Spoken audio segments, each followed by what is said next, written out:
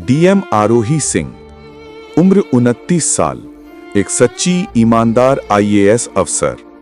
सफेद कॉटन की साड़ी, आंखों में हल्का सा काजल और उनमें छिपी एक गहरी, शांत किंतु मजबूत चमक। जिले में लोग उनका नाम सम्मान से लेते थे और कहीं ना कहीं एक हल्का सा डर भी महसूस करते थे, क्योंकि आरोही किसी के सामने झुकने वाली नहीं थी और बिकने वाली तो बिल्कुल नहीं। उस दिन उनका ऑफिस काम से भरा हुआ था। इधर उधर से आवाजें आ रही थी। मैडम, ये फाइल अर्जेंट है। मैडम, डीसी साहब मीटिंग के लिए पूछ रहे हैं।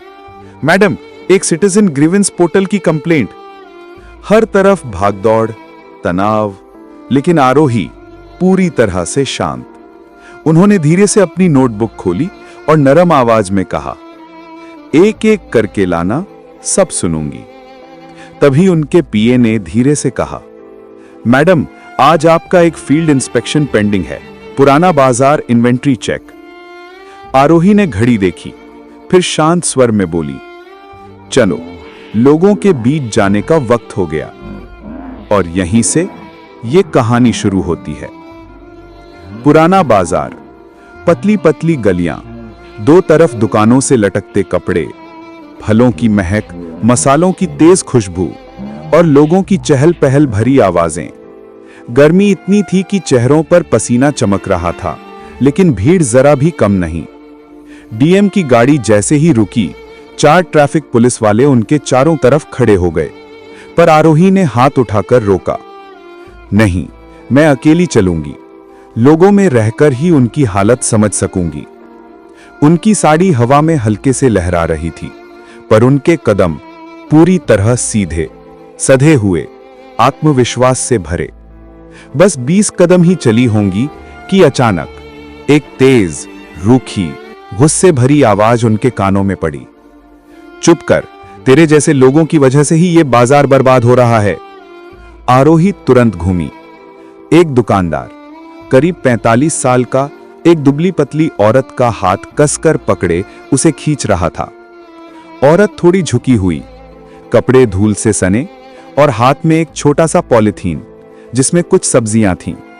दुकानदार चिल्ला रहा था, मेरे सामान को छूने की भी औकात नहीं तेरी, फिर भी आ जाती है उंगली लगाने।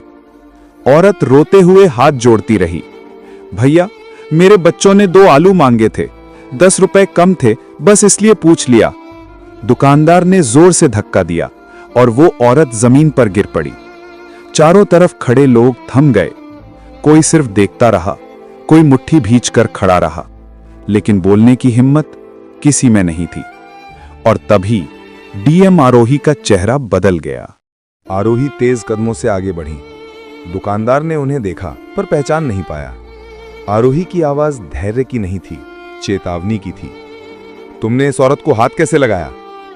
उनकी आवाज में ऐसी गर्मी थी कि आसपास खड़े लोग भी सीधा होकर देखने लगे। दुकानदार हकलाते हुए बोला, मैडम जी, ये लोग ही गलत होते हैं, ऐसे लोग चोरी करते हैं, नुकसान करते हैं, मैं तो बस। आरोही ने उसकी बात वहीं काट दी। तुमने एक गरीब औरत को सबके सामने बेइज्जत किया, जमीन पर फेंका, और तुम्हें लगता है तुम सही हो? वो औरत अपने कपड़े संभालते हुए धीरे से उठी। मैडम, मैं तो बस 2 आलू पूछ रही थी, बस। उसकी आवाज थकावट से भरी, भूख से कमजोर और बेइज्जती से टूटी हुई। आरोही के भीतर कुछ टूट सा गया। उन्होंने झुककर उसका हाथ थामा। तुम ठीक हो? औरत की आंखों में पानी भर आया। आसपास भीड़ को अब साफ लगने लगा था कि डीएम मैडम अब इस दुकानदार को नहीं छोड़ने वाली। लेकिन कहानी यही नहीं रुकती। आरोही ने दुकान का निरीक्षण शुरू कर दिया।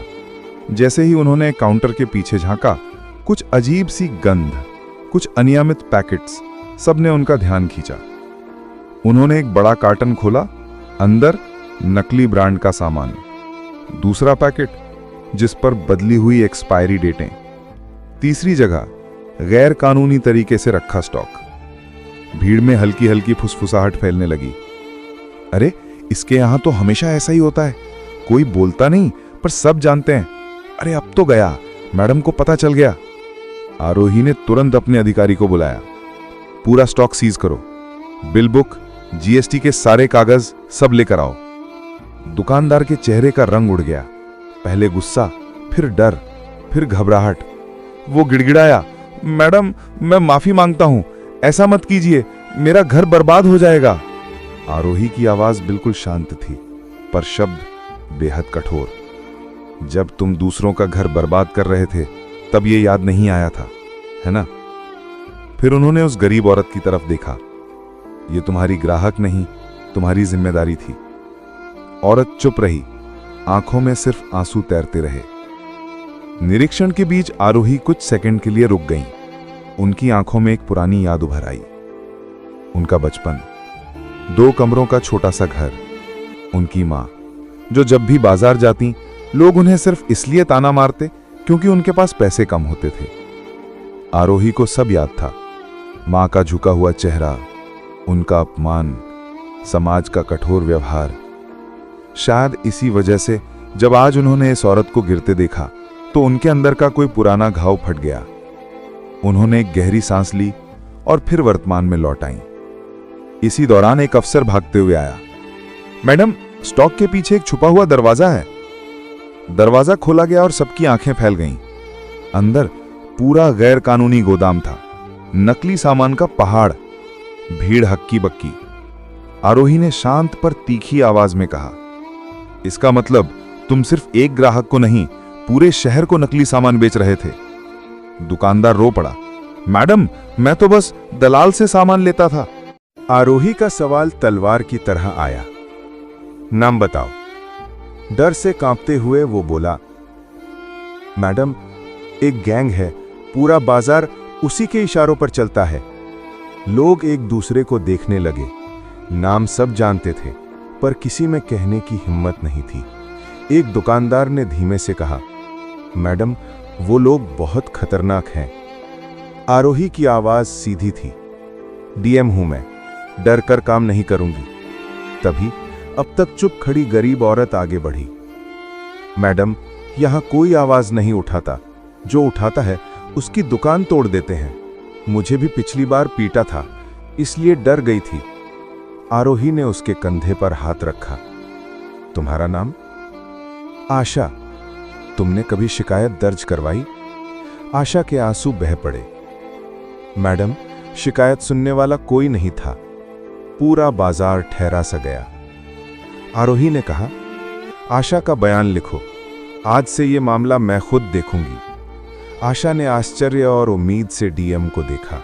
शायद पहली बार उसे महसूस हुआ कि उसे एक इंसान की तरह सुना गया, ना कि किसी बोझ की तरह। डीएम ऑफिस लौटते वक्त आरोही खिड़की से बाहर बाजार को देख रही थीं। पीए ने धीमे से कहा, मैडम ये कदम थोड़ा जोखिम भरा हो सकता है, गैंग ताकतवर है। आरोही ने बहुत शांत स्वर में कहा, ताकत वो नहीं जो डराए, ताकत वो है जो इंसाफ दिलाए। उन्होंने एसपी और डीएसपी को तलब किया। कल सुबह 7 बजे पूरा बाजार और सारे गोदाम एक साथ रेड होंगे, किसी को भनक नहीं लगनी चाहिए। डीएसपी ने हिचकिचाकर पूछा, मैडम आप खुद जाएंगी? ये खतरनाक हो सकता है। आरोही की आवाज में दृढ़ता थी, अगर मैं नहीं गई तो सबको लगेगा ये बस कागजी कार्रवाई थी। अगली सुबह हल्की धूप, चाय की दुकानों से उठती भाप और अधखुले शटर। अचानक एक साथ 20 सरकारी गाड़ियां बाजार में घुस गईं। Police, food safety team, district supply team. चारों तरफ हलचल फैल गई और बीच में डीएम आरोही, सफेद कुर्ता और जैकेट में, आंखों में गजब का आत्मविश्वास। रेड शुरू हुई। एक एक करके गोदाम खुलते गए। नकली सामान का अंबार, नकली दवाइयां, एक्सपायर्ड खाने के पैकेट, गैर कानूनी मशीनें। बाजार का असली चेहरा सामने आ गया। तभी एक अफसर हांफता हुआ आया, मैडम हथियार वाले लोग गली नंबर 8 में छुपे हैं। सबकी सांसें अटक गईं। डीएसपी ने तुरंत कहा, मैडम आप पीछे रहिए, ये जोखिम भरा है। पर आरोही की आवाज में अडिग हिम्मत थी, मेरे लोग अंदर जा रहे हैं, मैं बाहर कैसे रह सकती हूं? और वो सीधे उस गली में चली गई। गली संकरी थी, दोनों तरफ बंद शटर, आगे 4-5 आदमी। डीएम और पुलिस को देखते ही भागने लगे। डीएसपी टीम उनके पीछे दौड़ी। एक आदमी ने डीएम की तरफ देखकर गुर्राते हुए कहा, किसने कहा था इस मामले में पड़ने को? डीएम हो तो समझकर चला करो। और उसने हाथ में लोहे की रॉड उठाई। पुलिस उसमें टूट पड़ती इससे पहले आरोही एक कदम आगे बढ़ी, आंखों में सख्त आग लिए बोली, गोली चलानी है तो चला दो, लेकिन इस बाजार की औरतों को अब तुम हाथ नहीं लगा पाओगे। गली में खामोशी जम गई। रॉड उठाए आदमी का हाथ रुक गया, उसकी सांस अटक गई। फिर डीएसपी टीम ने सभी को पकड़ लिया। गैंग गिल गया, बाजार की सफाई हो गई, लोगों को सच मिल गया। लेकिन सबसे बड़ी बात, आशा की इज्जत वापस आ गई। 2 दिन बाद डीएम ऑफिस के बाहर एक नया नोटिस लगा। पुराने बाजार में महिला हेल्प बूथ, बेइज्जती, दुर्व्यवहार या ज्यादा दाम लेने पर सीधे डीएम को रिपोर्ट करें। आशा उस बूथ की पहली वॉलंटियर बनी। उसके चेहरे पर अब डर नहीं, आत्मविश्वास था। आवाज में मजबूती थी। बाजार के लोग डीएम ऑफिस के बाहर खड़े थे। मैडम ने हमारी जिंदगी बदल दी, अब दुकानदार डरेगा, ग्राहक नहीं। आरोही सबको देखकर हल्की सी मुस्कान देती रही। शाम को जब वो ऑफिस से निकल रही थी, आशा पास आई और धीमे से बोली, मैडम, आपने मेरे लिए इतना सब क्यों किया? मैं कौन हूं आपकी? आरोही रुक गई। हवा में एक खामोशी का पल ठहर गया। फिर उन्होंने बहुत धीमे भावुक स्वर में कहा, तुम मेरी मां जैसी हो। आशा समझ नहीं पाई। आरोही गाड़ी में बैठ गईं, लेकिन उनकी आंखें भर आईं। कभी कभी तुम्हारे जैसे लोग बस थोड़ी सी इज्जत चाहते हैं और हम अफसर होकर भी वो दे नहीं पाते। उस दिन आरोही ने सिर्फ एक बाजार नहीं बदला, एक पूरा सिस्टम बदल दिया।